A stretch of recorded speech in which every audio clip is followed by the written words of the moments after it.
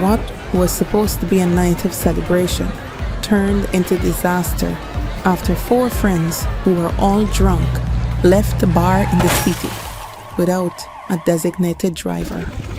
Designate a driver. Don't drink and drive.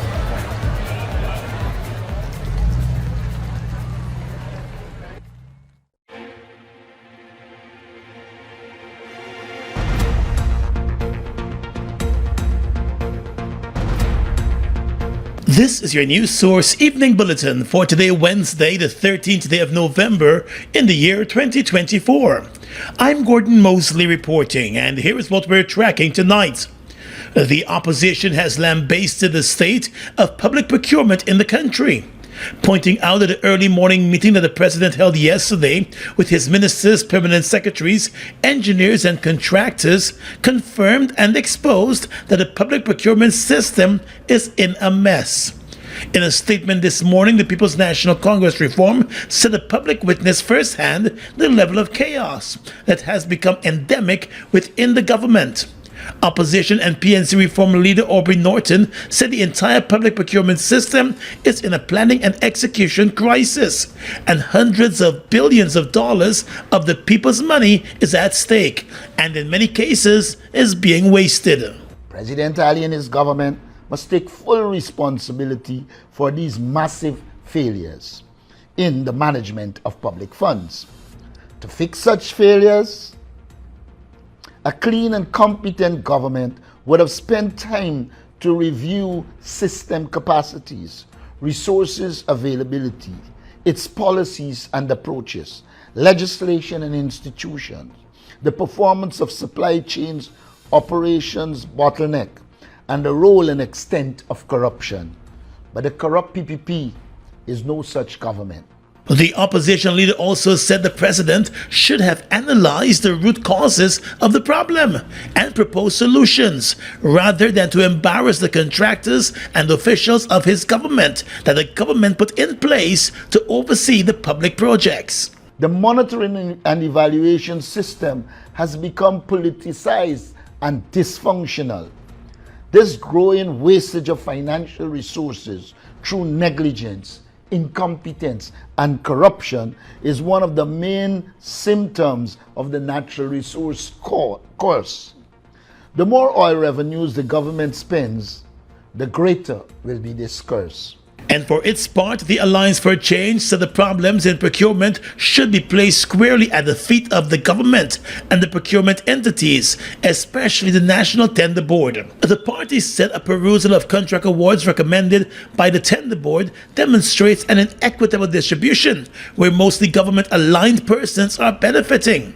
This, the party said, is the root cause of the problem, as persons would believe they do not need to account because of their closeness with the government. The AFC said the practices are fostering the inequality of opportunities for the population in construction and services in oil-rich Guyana, where billions are expended for procurement, most notably in construction projects. The party said it is clear that a small percentage of the chosen elite benefit from the government procurement, with a lion's share, and that's concentrated and allocated to a few, while the masses are given the crumbs in manual labor contracts. The Alliance for Change said the procurement system is at an all-time low, and the country could face massive infrastructure failure if the status quo remains. During the 5:30 a.m. meeting, the president lashed out at a number of his ministers, permanent secretaries, engineers, and contractors for the many delays in government projects. Almost every ministry had multiple projects that have either been delayed or stalled. The president has threatened to take action against the errant parties. More news coming up in just a moment. It all starts with one. Maybe it's one look. You know the one. Or one touch, even one word. It can start with one step, or one promise, one thrill, one first time, one deep breath, one leap of faith, one day to remember, or one night to forget. One moment, so many stories that make up one crazy, average, everyday, fabulous life. We get one life, just one. Make your move. It all starts with one.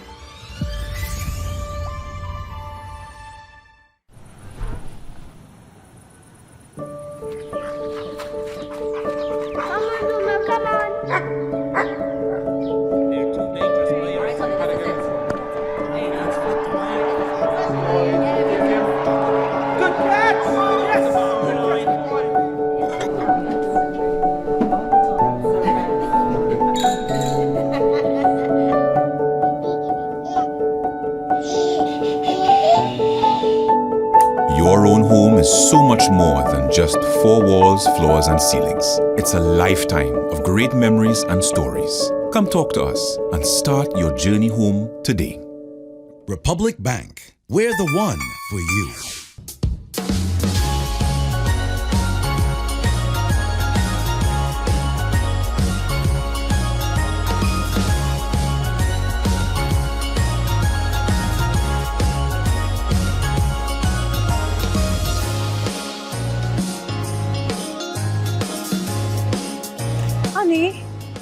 Honey, what were you doing?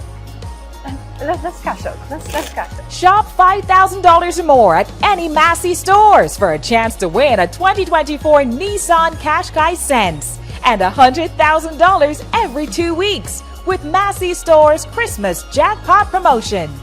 Are you ready for Guy Expo 2024? Join us from November 14 to 17 at the National Exhibition Center. Experience an exciting array of local products and services, live entertainment, delicious food, unique crafts, a dedicated children's zone, and so much more. The expo begins at 6 p.m. on November 14 and at 2 p.m. on the following days, and a special opening from midday on November 15 to accommodate our school children. Tickets are just $500. Children under 5 are free. Call 219-0087 or 219-0089 for more information, or visit guyexpo.gy. Guy Expo, Guyana on show, the fastest growing economy. ExxonMobil Guyana today announced that along with its Stabroek Block co-venturers Hess and Sinuk, they have reached the 500 million barrel milestone of oil produced from Guyana's offshore Stabroek Block. In a statement, the company said the industry-leading pace of development enabled the production milestone less than 5 years after Guyana became an oil-producing nation. ExxonMobil Guyana President Alistair Rutledge said the company's unrivaled success in developing Guyana's oil resources at an industry-leading pace, cost, and environmental performance is built on close collaboration with the government as well as its co-venturers, suppliers, and contractors. He said ExxonMobil remains committed to Guyana for the long term and looks forward to continue delivering for the country. ExxonMobil Guyana, Hess and Sinuk have committed nearly $55 billion to develop 6 government-sanctioned projects on Guyana's offshore Stabroek Block. According to the company, the first 3 projects, Liza Phase 1, Liza Phase 2, and Payara, are averaging more than 650,000 barrels of oil per day in production. And plans are in place to grow production capacity to more than 1.3 million barrels of oil per day by the end of 2027, when the ExxonMobil Guyana-led consortium anticipates having all 6 projects up and running offshore. The company noted that oil production will generate tens of billions of dollars of revenue and significant economic development for Guyana. Since first production in December of 2019, more than $5.4 billion in oil revenues and royalties have been paid into the Guyana Natural Resource Fund, the company said. It explained that more than 6,000 Guyanese support the Stabroek Block operations, which is nearly 70% of the industry's workforce. Almost a year after the Guyana Defense Force helicopter crash that claimed the lives of 5 servicemen, the Minister of Public Works, who holds responsibility for civil aviation, Juan Egil, has announced the completion of the draft final report into that deadly helicopter crash. The GDF's Bell 412 helicopter bearing registration 8RAYA crashed on the 6th of December last year, claiming the lives of 5 servicemen. 2 others survived and provided statements to the investigating teams.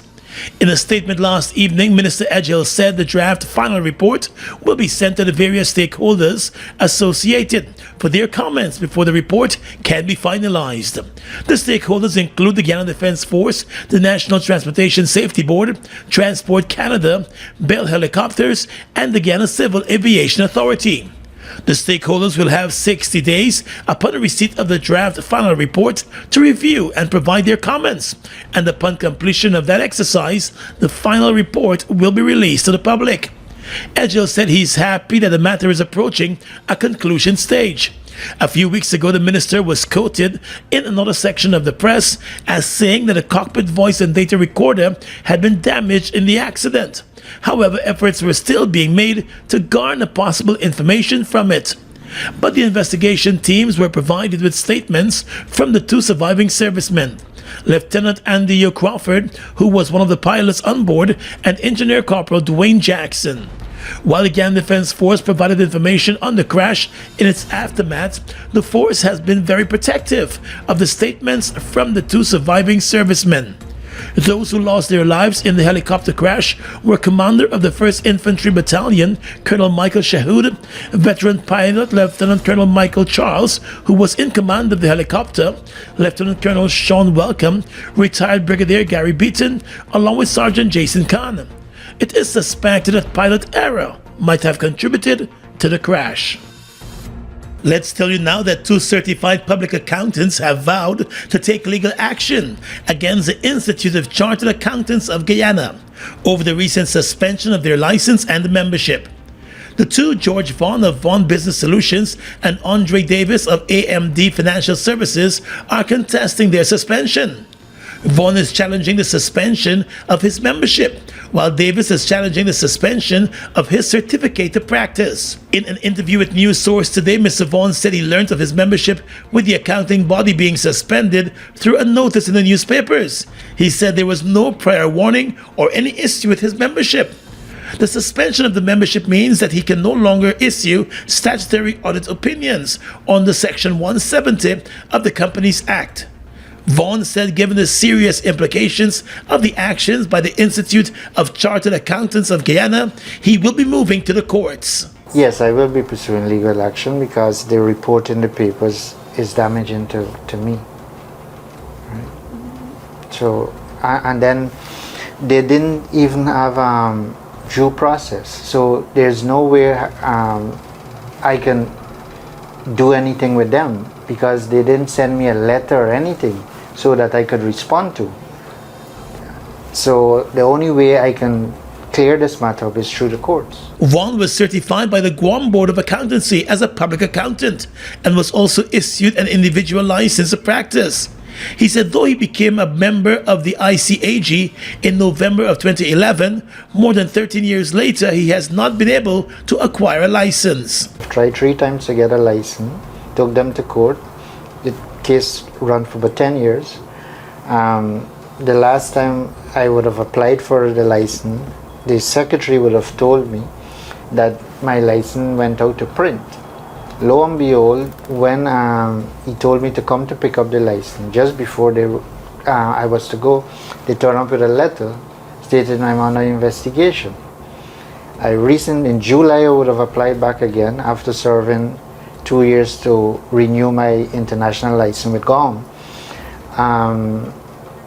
I saw this in the newspaper. He said the actions of the accounting body are unjustified and must be challenged. Meanwhile, Andre Davis, whose license was suspended, said while he was written to by the accounting body, he remains baffled as to the investigation being conducted. He explained that the accounting body had asked him to submit a client's file within 48 hours. However, he objected on the grounds that due process was not followed. I basically refused to do so because I could not find in the laws, the Institute of Chartered Accounting laws, nor in the bylaws of the Institute, any clause or any reason why such a request should be made for immediate submission of a client's confidential files and information. Davis also said he was never charged to warrant an investigation, nor did the Institute indicate that it was conducting a review of his auditing services. there are three conditions for such submission: a subpoena from court, right? An audit review, or an investigation. I inquired regarding the latter two, whether or not there was a charge brought against me, which would trigger an investigation. So for there to be an investigation, according to their laws, right, the laws of the Institute, a charge has to be brought against you. Once the charge is brought against you, you are given time to respond to that charge, 14 days to respond to that charge, to be interviewed and questioned by them, none of which was activated. The Institute of Chartered Accountants of Guyana had reportedly inquired about his international license, but Davis made it clear that while his license of practice issued by Guam was not renewed, his Guam certificate stands. He said his membership and license were both renewed by the local body without there being any problems. The ICAG membership of another public accountant, Azar Hanif, was also suspended recently. The Guyana Elections Commission GCOM is currently conducting a national registration exercise. Who can register? Anyone who will be 14 years or older by December 31st, 2024 and is a Guyanese citizen by birth, descent, naturalization, or is a citizen from a Commonwealth country living in Guyana for 1 year or more. Types of transactions. Anyone eligible for registration is required to visit the registration office responsible for his or her area of residence to apply for registration. Persons who are already registered could apply for a name change if they have changed their names since they were last registered. Apply for corrections if there is incorrect information on their national ID cards. Persons who are desirous of conducting any of the above transactions must provide the relevant supporting documents. Persons who are already registered could request that their photographs be retaken if the quality of the photographs on their ID cards is unacceptable. Collect their new ID cards if they have not done so as yet. This registration exercise will end on November 29, 2024. For further information, please contact GCOM on the following hotline numbers: 225-027729, 226-6557, 223-9650, or visit the GCOM website at www.gcom.org.gy.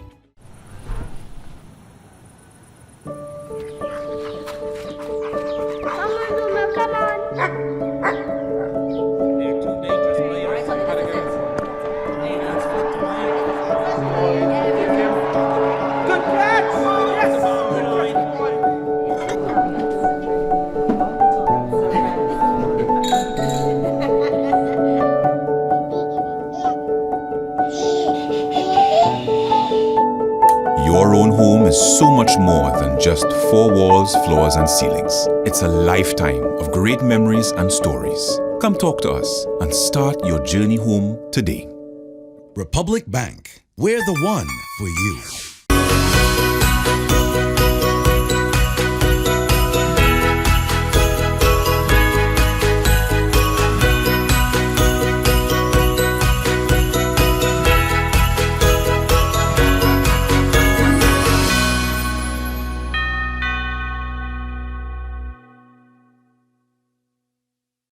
It all starts with one. Maybe it's one look. You know the one. Or one touch. Even one word. I can start with one step. Or one promise. One thrill. One first time. One deep breath. One leap of faith. One day to remember. Or one night to forget. One moment. So many stories that make up one crazy, average, everyday, fabulous life. We get one life. Just one. Make your move. It all starts with one.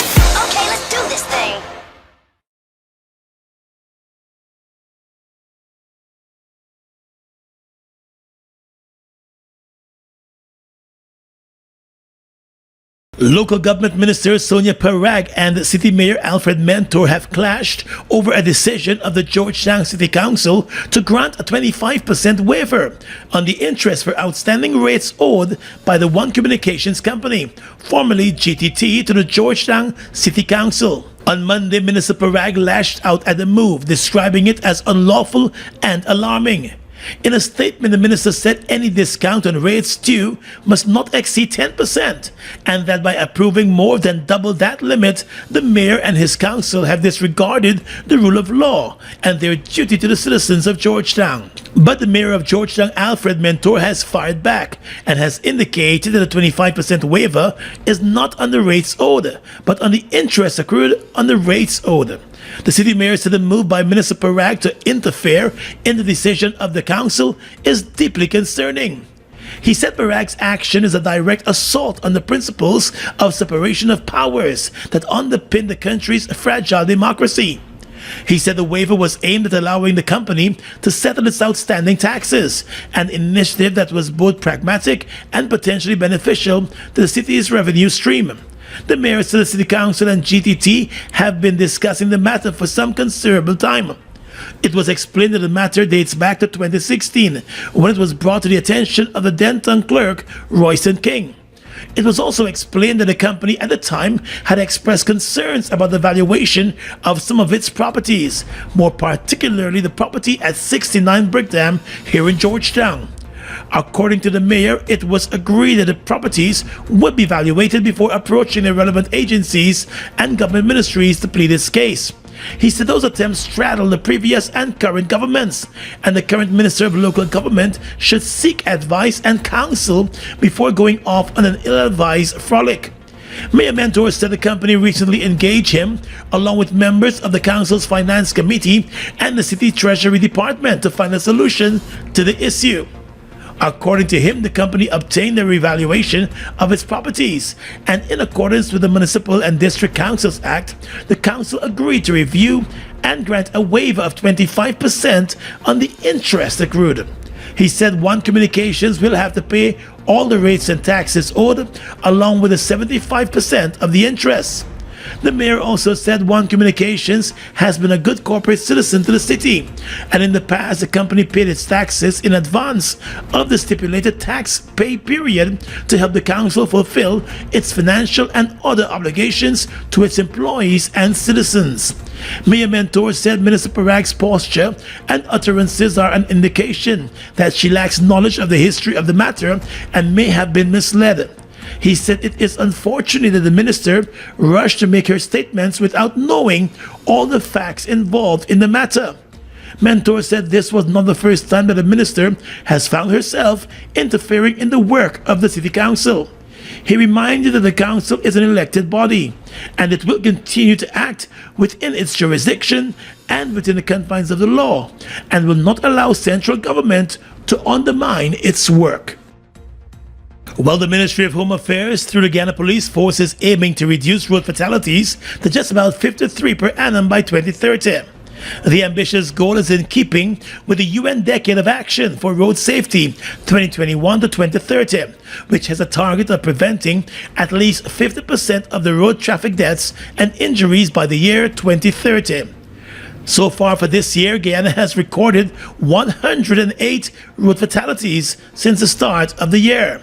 Minister of Home Affairs Robeson Benoit, speaking at the launch of Road Safety Month on Tuesday, said there is much work to be done, and while the government and the Guyana Police Force are committed to the task, they cannot do it alone. But that by 2030, we should only see 53 deaths per year on the roads by 2030.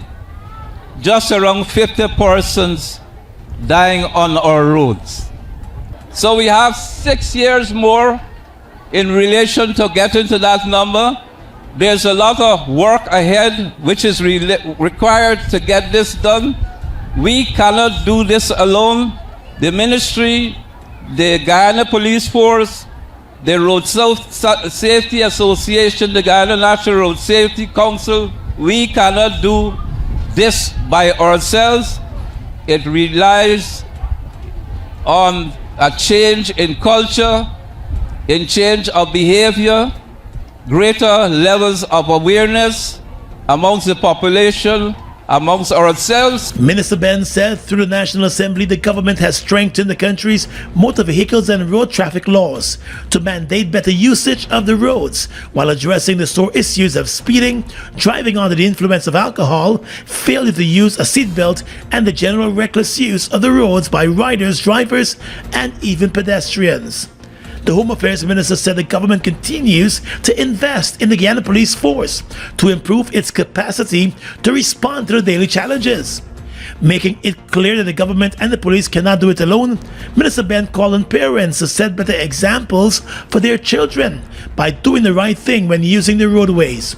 He also called on children to hold their parents and adults in general accountable for their usage of the roads. I'd like the children in the school, if their friends or even the teacher perhaps is not doing the right thing, to suggest that they should do the right thing.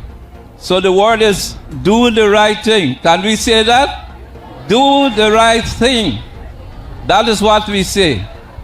If we go into the minibus and they're doubling up and tripling up kids in the minibus, we have to tell the driver, do the right thing or come out of the bus.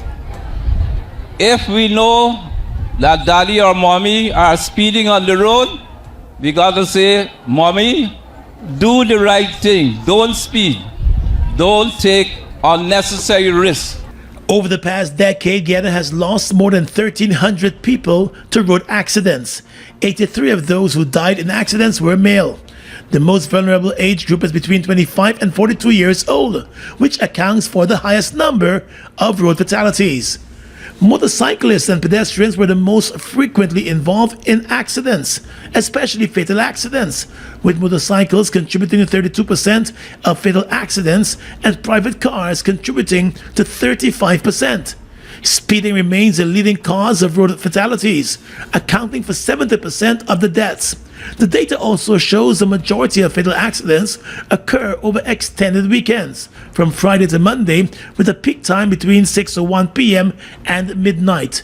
Chairman of the Guyana National Road Safety Council, Earl Lambert, said road accidents are a global problem. Road traffic crashes result in the death of approximately 1.19 million people around the world each year. And it leaves between 20 and 50 million people with non-fatal injuries. More than half of all road traffic deaths occur among vulnerable road users, such as pedestrians, cyclists, and motorcyclists. Lambert said road accidents, which often result in death and injuries, place a significant burden on the healthcare system and also the economies of countries and the finances of families affected by the accidents. He said measures to elevate accidents, including fatal accidents, exist and must be adhered to in Guyana and the world at large. Road Safety Month 2024 was launched under the theme, Do the Right Thing. 6 years after they were charged in connection with a 22-pound cocaine bust, 3 men were last Thursday sentenced to 3 years and 6 months in jail and fined $15.1 million each after being found guilty of cocaine trafficking. The trio, Denzel Park, Ricardo Denhart, and Patrick Ram, were found guilty of the drug trafficking offense by Acting Chief Magistrate Faith McGusty. She immediately handed down her sentence and issued the fines last Thursday. The 3 were charged back in August of 2018 after they were busted by ranks from the Customs Anti-Narcotics Unit in a parking lot of a fast food restaurant with the cocaine. The court was informed that Kanu ranks were conducting a sting operation in the area when they noticed one of the accused, Ricardo Denhart, carrying a multicolored shopping bag to a bus that was parked in the same area. The ranks moved in on the bus and a search was conducted, revealing the cocaine. It was stashed at the time at the back of the driver's seat. The 3 men were arrested and charged following the completion of the investigations. Are you ready for Guy Expo 2024? Join us from November 14 to 17 at the National Exhibition Center. Experience an exciting array of local products and services, live entertainment, delicious food, unique crafts, a dedicated children's zone, and so much more. The expo begins at 6 p.m. on November 14 and at 2 p.m. on the following days, and a special opening from midday on November 15 to accommodate our school children.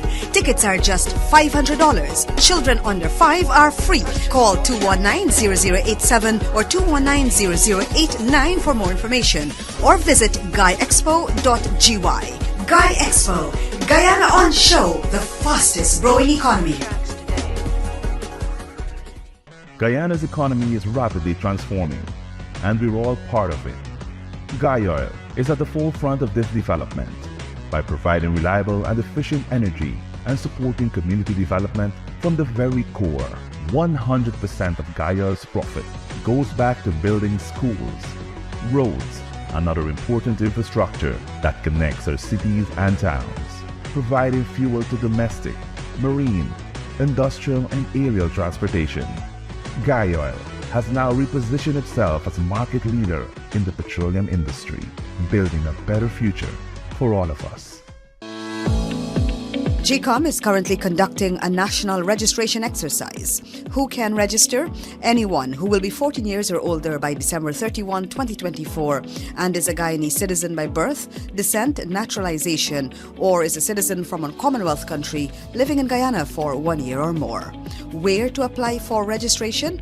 You are required to visit the registration office that is responsible for the registration of persons in your area of residence to apply for registration. Office hours, Monday to Thursday, 8 to 12 hours, 13 hours to 16 hours 30, and Friday from 8 to 12 hours and 13 to 15 hours 30. The offices will be closed on weekends and holidays. This registration exercise will end on November 29, 2024. For further information, contact the GCOM on 225-02779 or visit the website www.gcom.org.gy.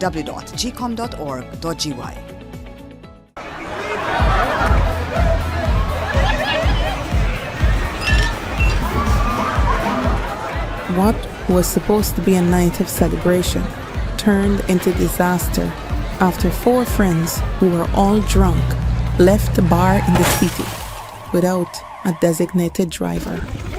Designate a driver. Don't drink and drive.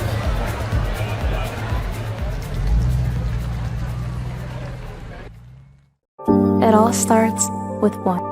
Maybe it's one look. You know the one. Or one touch. Even one word. I can start with one step. Or one promise. One thrill. One first time. One deep breath. One leap of faith. One day to remember. Or one night to forget. One moment. So many stories that make up one crazy, average, everyday, fabulous life. We get one life. Just one. Make your move. It all starts with one. Across the region tonight, the Federal Aviation Administration in the U.S. said it will bar U.S. airlines from operating in Haiti for 30 days after 3 commercial jet liners were struck by gunfire on Monday. The FBI said separately it was investigating the incidents and working with law enforcement partners. The FAA issued a notice to Air Mission prohibiting U.S. airlines from operating flights in Haiti's territory and airspace below 10,000 feet for 30 days, citing safety of flight risk associated with ongoing security instability. American Airlines said on Tuesday that it was the 3rd U.S. airline to have a plane struck by a bullet in Haiti. The carrier said American Airlines Flight 819 landed in Miami on Monday from Port-au-Prince, and the post-flight inspection indicated the exterior of the aircraft had been impacted by a bullet. On Monday, a Spirit Airlines flight destined for the Haitian capital was struck by gunfire, forcing it to be diverted to the neighboring Dominican Republic, while a JetBlue Airways flight returning from Port-au-Prince was discovered with bullet damage after arriving in New York. Loop Caribbean reports tonight that dozens of soldiers and police fanned out across a neighborhood on a recent night in the Turks and Caicos Islands, just days after reports of a record 40 killings for this year. They were on the hunt for criminals and illegal weapons, fueling a surge of violence across the Caribbean, as authorities struggled to control a stream of firearms being smuggled into the Caribbean from the United States. One official said the flow is too strong, with illegal firearms blamed for an increase or a record number of killings in a growing number of Caribbean islands this year, including Trinidad and Tobago and the Bahamas. No Caribbean nation manufactures firearms or ammunition or imports them on a large scale, but they account for half of the world's top 10 highest national murder rates, according to a statement from U.S. Senator Chris Murphy of Connecticut. Last year, 266 firearms were seized in the Bahamas, along with 234 that were seized in Jamaica and 162 from the Dominican Republic. An additional 143 firearms were seized in Trinidad and Tobago, all of them believed to have been smuggled into those countries. And finally tonight, international news. U.S. President Joe Biden and President-elect Donald Trump met in the Oval Office at the White House today, resuming a tradition that Trump himself flouted in 2020. The two men, seated by a roaring fire, shook hands before reporters and news cameras. Biden spoke first, calling for a smooth transition and telling Trump he will do everything they can to make sure he's accommodated. Trump followed by thanking Biden. He said politics is tough, and it's in many cases not a very nice world, but it is a nice world today. They did not answer questions from reporters. The meeting appears to have lasted a little less than 2 hours before Trump departed the White House. First Lady Jill Biden joined President Biden in greeting Trump upon his arrival. According to the White House, she gave Trump a handwritten letter of congratulations for Melania Trump, which also expressed her team's readiness to assist her with the transition. And that's your News Source Evening Bulletin for tonight. I'm Gordon Mosley reporting and encouraging you to have a safe and enjoyable night.